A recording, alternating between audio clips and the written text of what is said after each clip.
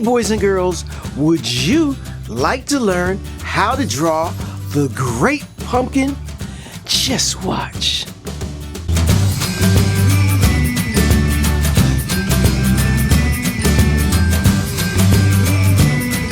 Hey boys and girls, welcome back to Mr. Smith's Art Room for Kids. Today I'm drawing the great pumpkin. It's a huge drawing of a real pumpkin that I've had in my art room for years. And I decided, I'm going to draw a pumpkin that's even bigger than this. And I had a lot of fun doing it, and I want to share this with you. Now, there is a book, a wonderful book called How Big Could Your Pumpkin Grow? And it's by the author Wendell Minor.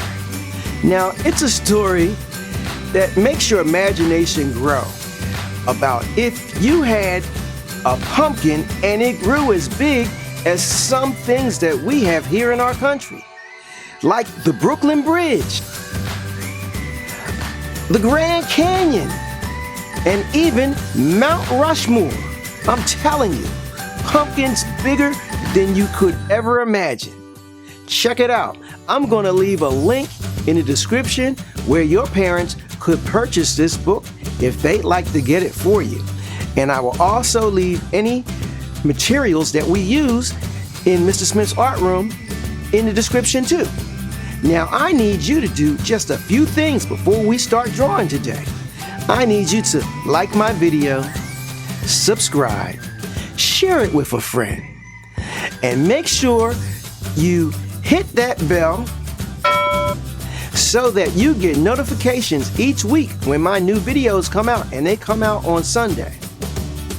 All right, I'm ready to start drawing my great pumpkin. Let's go! Well, this pumpkin has been in my room for years. Kids would come into my room and they would say, "Mr. Smith, is this pumpkin real?" Then I'd say, "It's really mine." Okay, I'm starting to draw.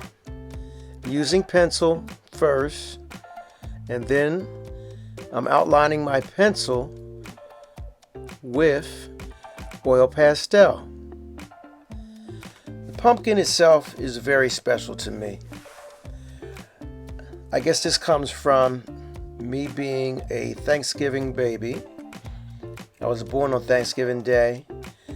But what really made me know just how special a day that was my son was also born on Thanksgiving Day,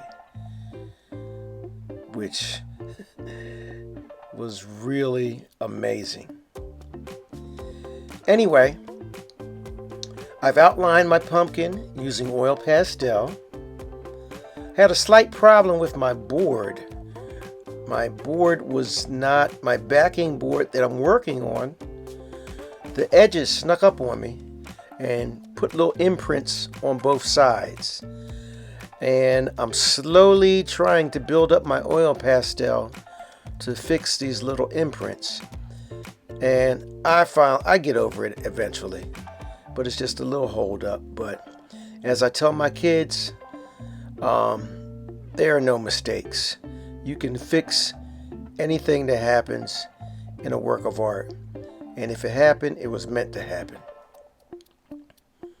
I'm building up with the yellow oil pastel and some orange. Just trying to get my ground down.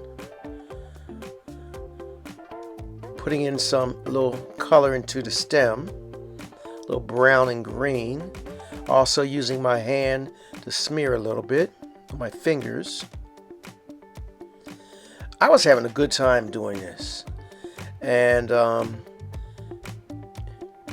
if I had a little bit more time and had been flat, I might have started pulling some paint out and started doing a little dripping. My background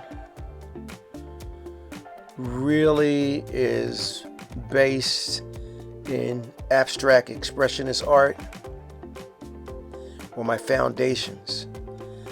I'm a paint dripping, paint throwing, spattering artist.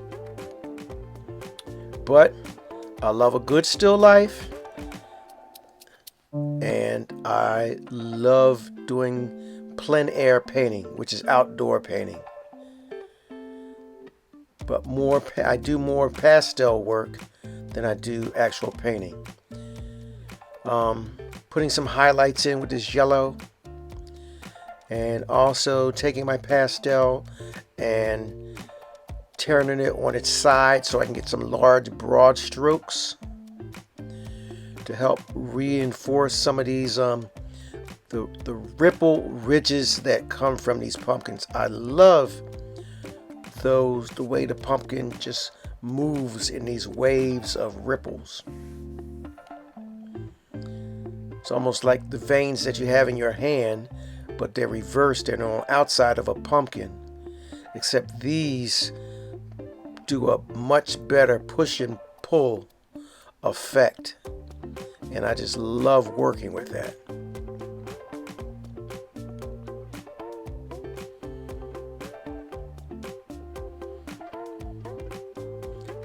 Working large for me is no problem. To tell the truth, it's easier for me to work larger than to work smaller.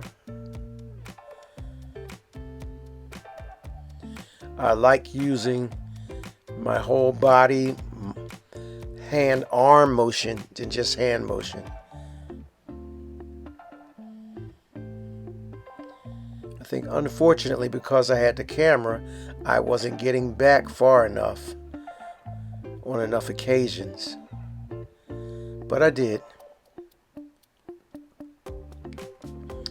And I always try to tell kids, students, you need to look at your work, not just do it. You need to look at it too. See what's happening and get away from it. Sometimes you're just too close.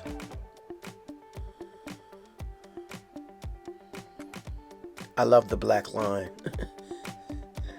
No matter what I do, when I get close to the end, I just love putting the black line in.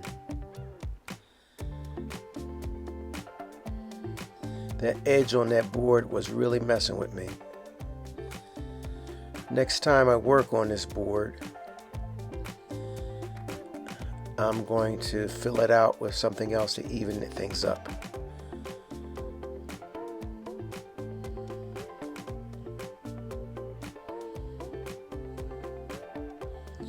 But I liked how inside each one of the ripples, I started to get loose with some shapes that were some lines and things that just moved all around and danced all around the whole thing. I had fun doing this pumpkin. I honestly did. I was loose. It didn't take a long time, and I enjoyed the after effect. I'm going to be doing some pumpkins with my kids, and I'm going to display them around my great pumpkin. I think this should be a fun activity. I enjoyed it. I hope you did too.